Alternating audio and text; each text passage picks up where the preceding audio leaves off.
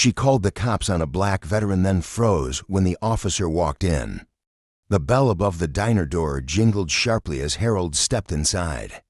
The familiar scent of fried bacon and fresh coffee filled the air.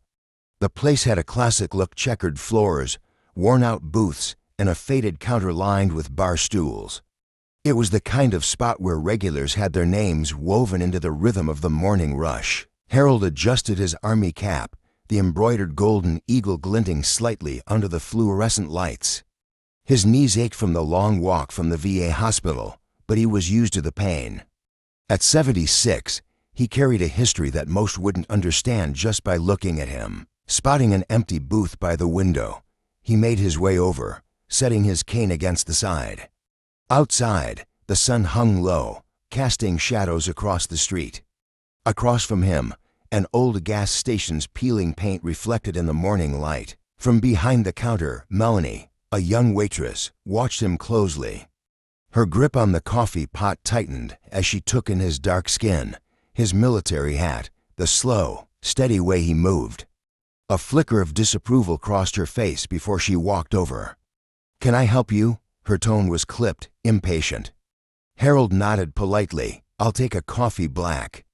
And the breakfast special, if you've got it." She didn't write anything down. Instead, she crossed her arms, shifting her weight. "We're full." Harold glanced around. A couple at the far end was finishing their meal. 2 booths sat completely empty. There were open spots at the counter. "Doesn't seem too full to me," he said evenly.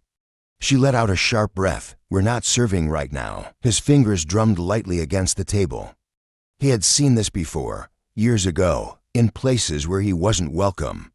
Back then, signs had spelled it out. Now, it was hidden behind fake smiles and flimsy excuses. He met her gaze, steady. "I served this country. I earned the right to sit here and have a meal." Her expression hardened. "I don't make the rules." The diner had quieted. A few heads turned, conversations pausing just long enough to pick up the tension in the air. An older man near the counter furrowed his brow but said nothing. Harold had spent his life choosing his battles, but he was too old to let people like this push him aside. "I'll wait," Melanie's patience snapped.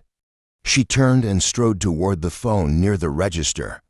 Picking it up, she dialed with no hesitation. "Yeah, I need an officer at Miller's Diner," she said sharply. "There's a man here causing a disturbance." "He won't leave." Harold didn't move. He just watched her, the weight of history pressing against him once again. But something told him this time would be different. A slow hush settled over the diner as the sound of approaching sirens cut through the morning air. The bell above the door rattled violently as 2 officers stepped inside, their hands hovering near their belts, scanning the room.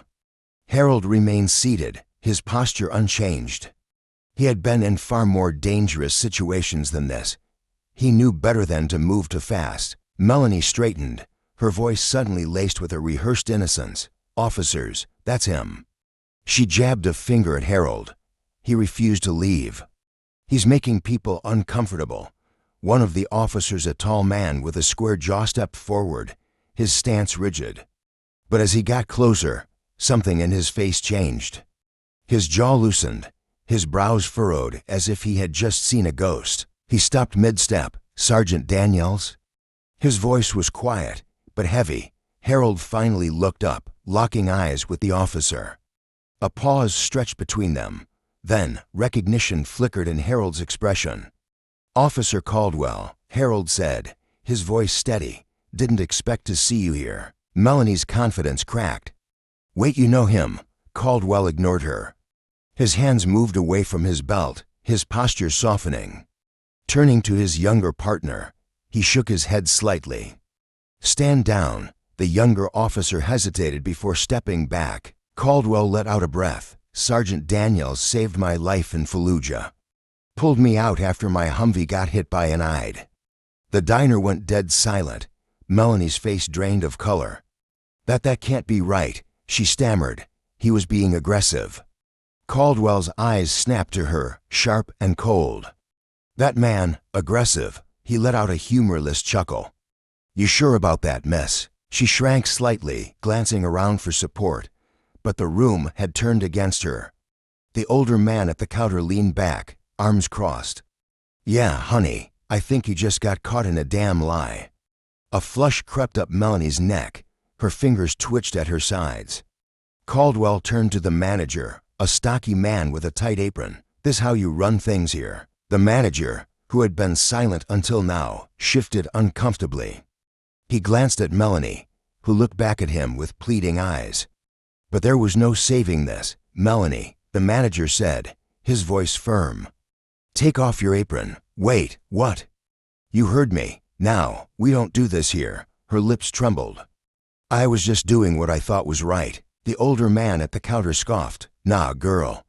You were doing what you thought you could get away with." Her chest rose and fell to fast. Her hands clenched into fists. "This isn't fair." "I didn't mean anything by it." Harold tilted his head. "You called the cops on me," he said, voice steady, "for sitting down." Melanie's lips quivered, but she said nothing. The manager exhaled through his nose. "You're done here. Get your things and go." For a moment, she looked like she might argue, but then her shoulders slumped. She pulled off her apron, tossed it on the counter, and walked out without another word. The door shut behind her. But her absence didn't erase what had just happened. If anything, it made it clearer. The older man at the counter shook his head. "Damn shame," he muttered. "A man serves his country, comes home, and this is the thanks he gets." A murmur of agreement rippled through the diner. The manager, clearing his throat, turned to Harold. "Sir, I'd like to cover your meal, on the house. And I want to personally apologize." Harold studied him for a moment, then shook his head. "I didn't come here for a free meal." Reaching into his wallet, he pulled out a 20 and set it on the table. "Just make sure this doesn't happen again." The manager nodded, his face tight with shame. Harold stood, gripping his cane. As he walked toward the door, the diner remained silent, not in ignorance, but in realization. The bell jingled as he stepped outside, the sun casting long shadows across the pavement. If you enjoyed this story, don't forget to subscribe to Unfolded Tales Explained and press the bell icon so you never miss an update.